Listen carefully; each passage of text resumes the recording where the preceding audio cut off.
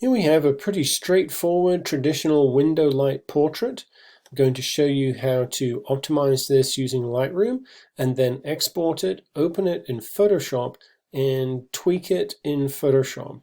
Lightroom is really good at a lot of things, but Photoshop does have a few benefits that are much harder to do and sometimes impossible to do in Lightroom.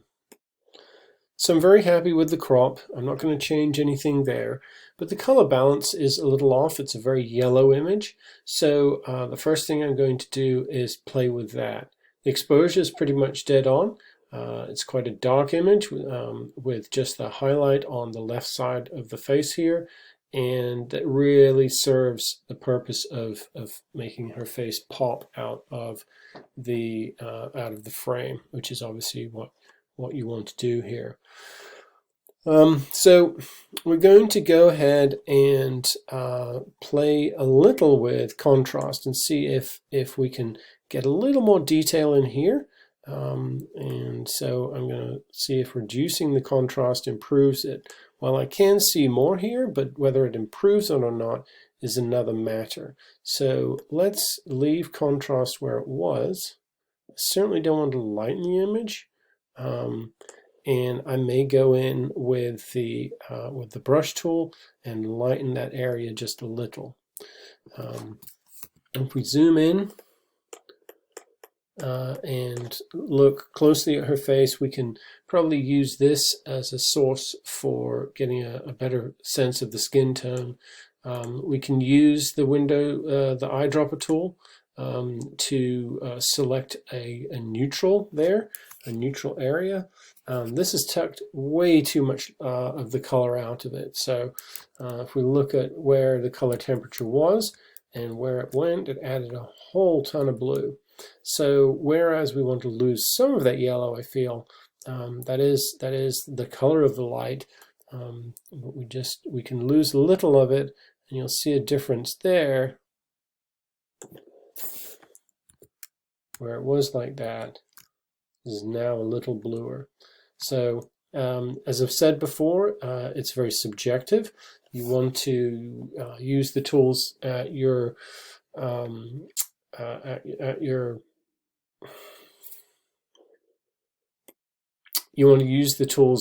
disposal. Sorry for that. To replicate the scene in front of you without manipulating it to any degree.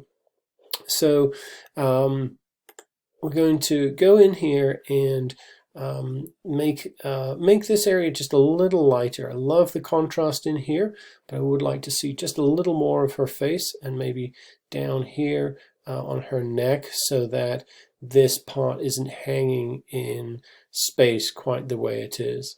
Now remember that no matter how good the technology gets, a camera sensor will never be able to see the range of tones that the human eye can see. So going in and lightening this is not manipulating it in any way. You probably saw a far less contrasty light scene in front of you. So I'm just going to build this up a little. I've actually got the exposure knocked down instead of up, so I'm going to increase that a little. So now I'm going to just play with the gradient tool just a little and see if we can get a little difference in here. Lighten the front of her shirt up there. Again, just trying to give us enough detail that we don't have this sort of floating half head. So that looks pretty good. I'll get rid of that. Again, see what it looked like before and after, and then let's try and do that above here, see if we can get a little separation here. Don't think we're going to have as much luck there. We have to really crank it up to see anything, so we're not going to do anything with that. So I'm just going to go ahead and hit delete and get rid of that. So at this point I am about ready to export it and open it up in Photoshop. So to export, we're going to go to File. Sorry, File. I'm terrible at this because I always use the shortcuts. File, Export. And we are going to put it, this time I'm just going to put it on the desktop. Let's see. So we always want to export it at 10 inches, 200 dpi or 240 dpi on the longest axis, longest edge. Always click Don't Enlarge. Include all metadata. That's very important because that's where your file info is going. Watermarking, post-processing, nothing. I'm going to go ahead and export that. And we'll go ahead and open up that in Photoshop. So here's that image in Photoshop. Again, it's a very soft light, as we see so often in window light portraits. I like the overall feel, the overall aesthetic. I don't have a problem with that. I hadn't noticed this down here before, so I'm going to just pop this up a bit and crop it out. Now, the only thing I want to do now really is make the eyes pop a little. By that I mean just lighten them a little so they stand out a little bit more. We lightened this side of the face, and we've got a little more definition there. We've still got really nice contrast between the front and the back. I'm sorry, the left and the right side. But the eyes really are kind of gloomy right now, and I'd like to make those a lot lighter. So what I'm going to do is, in Photoshop, is something that you cannot do to this degree of detail in Lightroom. So there's a couple of techniques here that I'm going to show you, and these should help a great deal in doing detailed stuff like this. So what we're going to do is we're going to lighten overall just the whites of the eyes, not so they are freakishly light, but just so that they are a little lighter. Now, some people may be familiar with the lasso tool, and one way to use the lasso tool would be to select the eye like this. Try to do it a little more accurately. And let's see, let's take that. And then you would feather it, so you go up to Select, Modify, Feather it 2 pixels, and then lighten it. We can hide that, and then we would lighten it using levels, and it's very disturbing, especially if you make it very light. And one of the things that doesn't work for me in this is that when you zoom in, you've got a very hard edge there, even with the feathering. Actually, it's not terrible, but you tend to get very hard edges.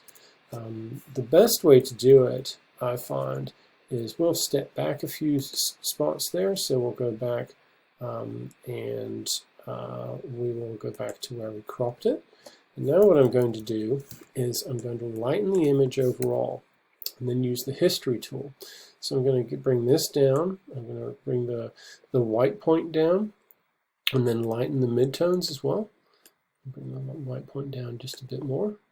And then I'm going to click OK. Now, this obviously is not how we want the image to look. We really like this a lot, but I want to lighten those eyes. So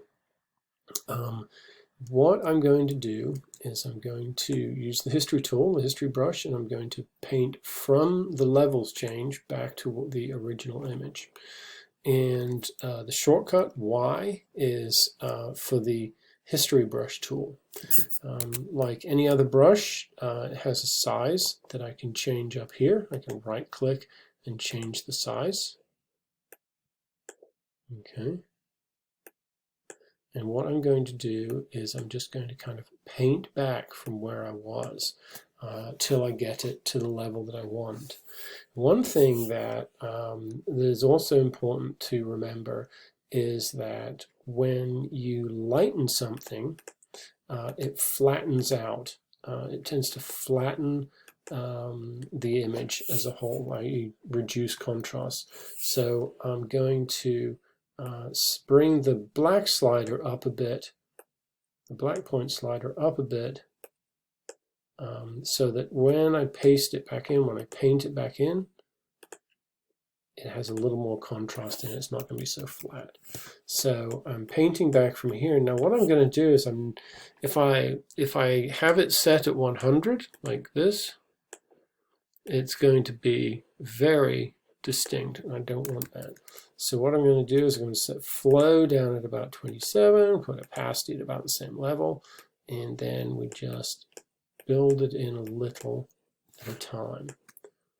So I can look at that. I think we could even drop it a bit more. That way I can do each eye individually and not overdo one while the other one is perfect. So just a touch here. And we can go back to the crop and make sure I haven't overdone it. Lightens it up a bit, and we're good to go. The only thing left to do is to add the caption, which if you go under File, File Info, this is where you'll be adding your caption. Claudia Holman, age 10, is a student at Green Valley Middle School outside Boone, in North Carolina. Photo taken December 1st, 2010.